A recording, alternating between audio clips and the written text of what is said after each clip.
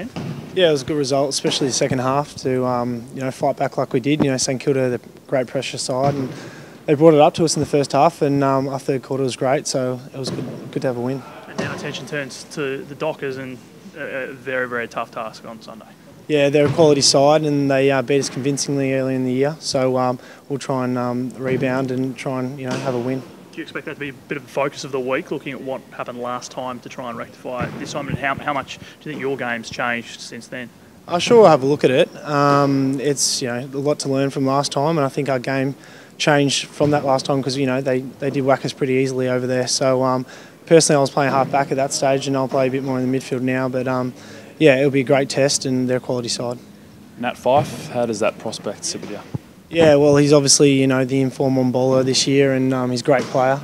So whether I go to him, I'm not sure at this stage. But they've got a lot of good midfielders. But he's a quality player. Did you run with him in early in the year? No, I was down back at that stage of the year, so I didn't play in the midfield. So talk to us about the prospect, the hypothetical prospect of lining up on him. Is it daunting, or do you just have to try and put his story to one side and just this is my opponent, this is what I've got to do? Yeah, well, he's just a quality player, and it would be a huge challenge and one of the biggest ones this year if I did get to him. We haven't discussed it this early in the week, but if I did get to him, it would be one of the biggest challenges this year. How do you find that tagging role? Was it something that came naturally to you? Because you're obviously good at it. Was it something you warmed to pretty quickly, or did it take a little bit of time? I'm learning every week when I do it. Different players, different styles, different opposition. I'm learning every week, and I'm enjoying the role because I'm learning so much. So I'm loving that I'm playing a role for the team. And do you feel like it's a pretty critical role, playing that sort of role in any team? Do you feel like you're giving value to the team by doing that week in, week out? Yeah, I'm starting to get a good relationship with the other bowlers, and they're helping me out as well, and it's a team effort when you come up against any opponent. It's not just a one-on-one battle, and the likes of Cunnington, Zeeble, Swallow, guys going through the midfield, and Del Santo are really helping me in that role. It must be great to kind of have that top four carrot just sitting there. You still can get there with the last 3 games? Yeah, well, destiny's in our control, really. We've got 3 sides that are above us on the ladder, and we're excited to play them. And it will really be a good test. And, like I said, the ladder's all over the shop at the moment, so we've just got to concentrate on the next 3 games, even though it's cliche.